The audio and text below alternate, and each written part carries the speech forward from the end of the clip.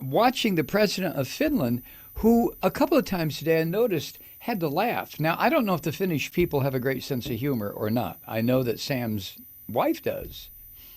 So, all of that is the background, the context within which I watched the Finnish president a couple of times unable to constrain himself from laughing at the bumpus asshole moron sitting next to him, Trump.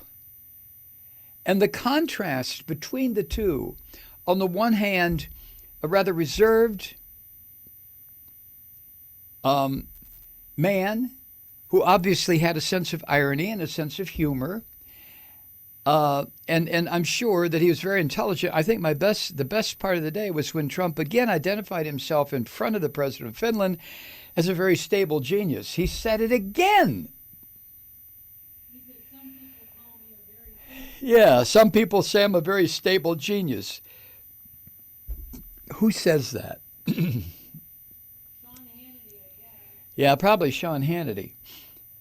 But anyway, I'm getting way off track here. There sat Trump with the president of Finland, and even that did not restrain his totalitarian tendencies.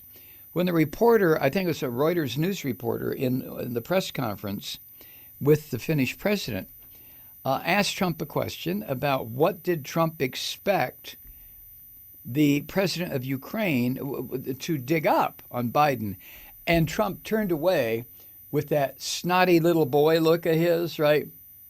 And the reporter asked it again, and Trump looked back and said, "Are you talking to me?" Just like Robert De Niro's character in Taxi, "Are you Taxi Driver?" Which was it? Taxi Driver? Taxi Driver. "You talking to me? You talking to me? You talking to me?" I just about lost it. I'm sitting there today. I spent some time today watching MSNBC. I just couldn't tear myself away, except to go to the chiropractor. And I'm sitting there watching this, thinking, this is not real.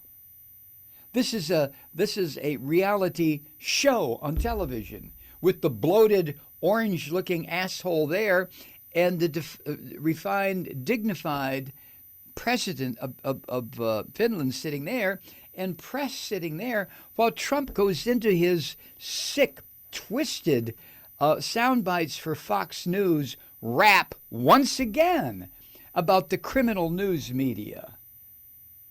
And Adam Schiff. What is it now? Shiftless Shift, right? You like that? Huh? Shifty Shift. Shift.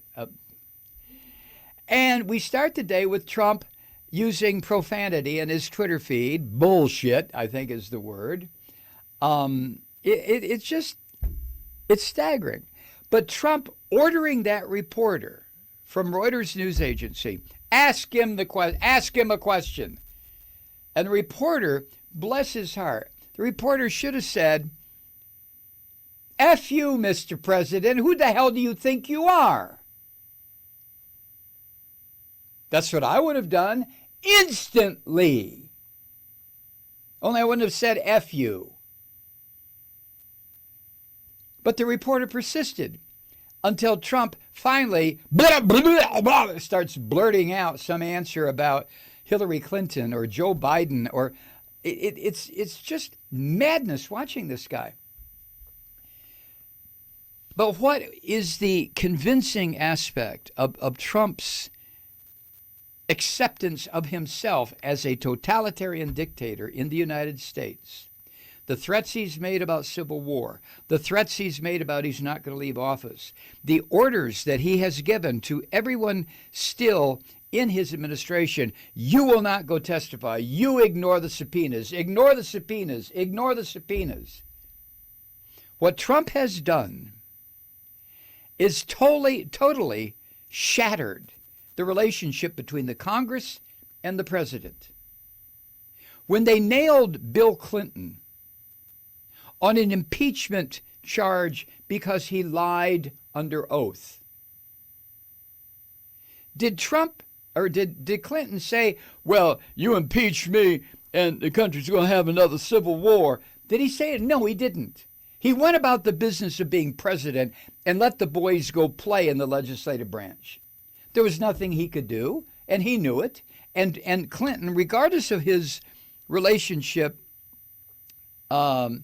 with Hillary Clinton, regardless of the way he trashed his marriage, regardless of the way he disrespected his marriage vows, regardless of all that, and beside the fact that I thought his policies really sucked for the most part, aside from all that, Clinton let the impeachment process go forward and focused on running the country. And when it was all over, he had an approval rating in the 70s.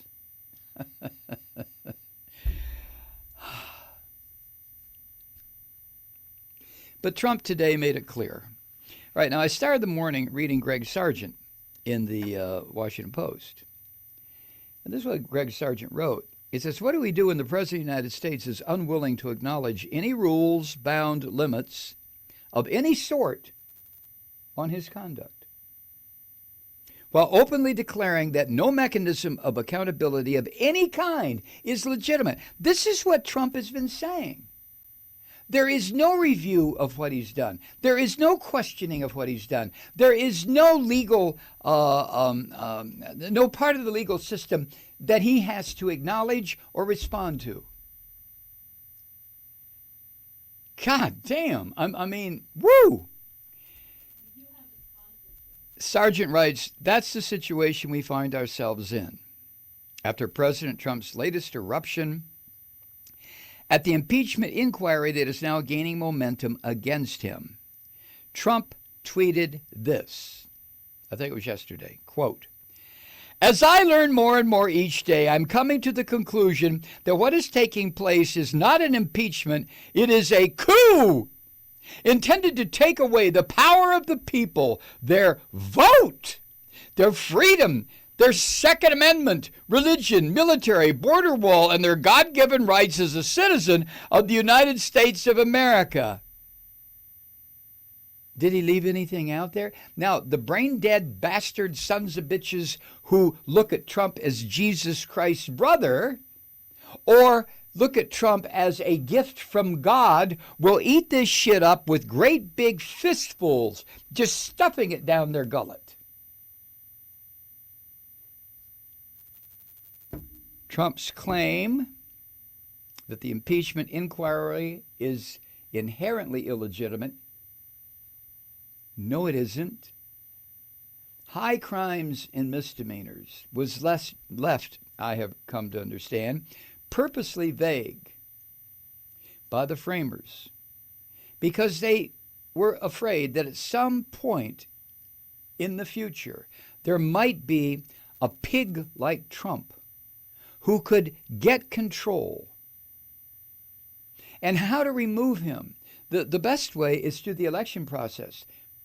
But Trump has made it clear that he's not going to respect the election process if it doesn't reelect him. Just like he said in the first Russian-assisted victory of his, that if he didn't win, it would be because the election was rigged. He set that up in advance. Remember that? So knowing, as the framers did, that the United States, being a country where people would be welcome, being a country that after we committed genocide against the native peoples and after we enslaved the Africans we stole and brought over here, there was no population that could claim the United States. What's the Nazi phrase? Blood and soil. We aren't from here. White people are not from here. Black people are not from here. Native Americans, wherever they're from, consult your local anthropologist. It was their country. So this is not like Polish people who have been Polish people forever, or Russian people, or Slovenian people. Oh, yeah, you understand what I'm saying? Good, because I have a hard time with it sometimes. So Trump's claim that this impeachment is inherently illegitimate is becoming the official position of the Trump administration. I mean, even though the U.S. Constitution specifically, deliberately, and pointedly allows for impeachment to remove someone who is so effed up, so rotten to the core, so disrespectful of every oath he's ever taken. He is a lying thug. Hi, Truth Seekers. Mike Malloy here. As you know, we've switched formats and are now broadcast exclusively on the Progressive Voices Network. So that means you get fewer program interruptions, no corporate commercials, and lots of profanity. But our format change also means some of our radio listeners no longer hear the program. It's been a while since I mentioned our podcasts, so you may have forgotten that there is a way to listen to this program anytime you need a good dose of screaming. Visit MikeMalloy.com and subscribe to our podcasts. You have your choice. You can listen to the ranting with the audio podcast or listen and watch me lose control with a video podcast subscription. As a podcast subscriber, you can download the program to your mobile device and take me with you wherever you go. And if you have a friend who needs a dose of truth-seeking, you can give a gift subscription as well. That's MikeMalloy.com, and never miss a minute of the uncensored fun and frivolity.